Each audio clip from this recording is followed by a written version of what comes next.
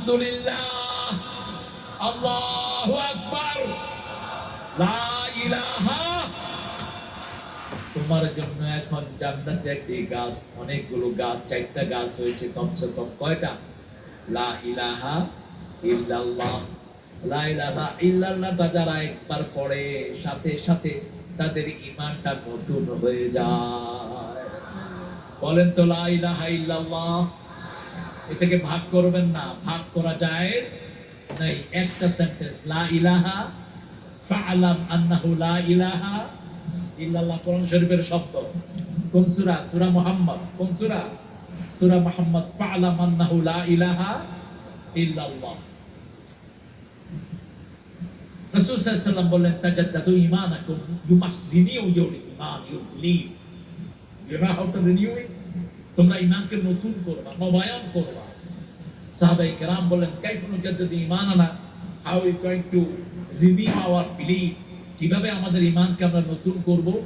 রাসূল সাল্লাল্লাহু আলাইহি ওয়াসাল্লাম বলেন, লা ইলাহা ইল্লাল্লাহ, লা ইলাহা ইল্লাল্লাহ, লা ইলাহা ইল্লাল্লাহ।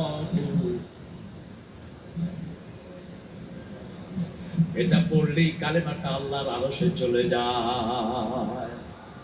আপনি আমি যেতে পারবো না আরশ পর্যন্ত। রাসূল সাল্লাল্লাহু আলাইহি ওয়াসাল্লাম আরশের সীমানা পর্যন্ত সিদরাতুল মুনতাহায় ছিলেন।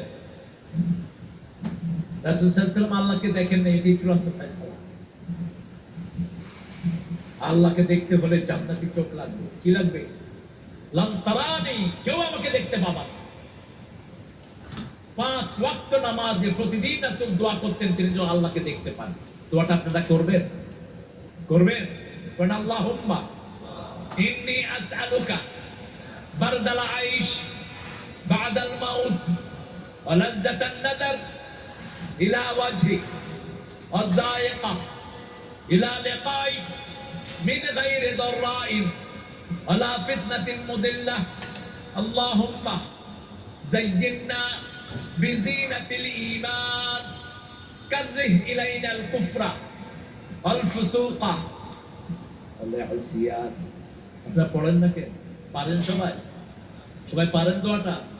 রাসূল বলতেন, হে আল্লাহ, আপনার কাছে মৃত্যুর পরে আরামদায়ক ঠান্ডা চাই। কি ঠান্ডা? কি ঠান্ডা? আরামদায়ক, বারদাল আইশ বাদাল মাউত। আর সেদিন ইব্রাহিম আলাইহিস সালামের জন্য যেটা দিয়েছেন সেটা হলো সালাম। সেটা কি? সালাম। কুনি বারদাও ওয়া সালামা। কেন সালাম শব্দ ব্যবহার করলেন? কারণ যে আগুনের মধ্যে ইব্রাহিম আলাইহিস সালাম ছিলেন, সেই আগুনকে জ্বালানোর জন্য নমরুদ কি দিয়েছিল? কথা কন না কেন? এখনকার নমরুদ, ওই সময় নমরুদের মধ্যে কোনো পার্থক্য? একই সিস্টেম। আয়না ঘর বানিয়েছে, কত প্রাণ চলে গেছে।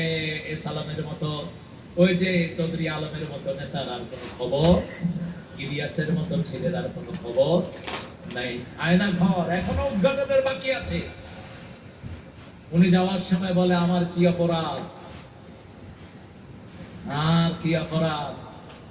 চট্টগ্রামের মানুষের আই কি হচ্ছে হন না।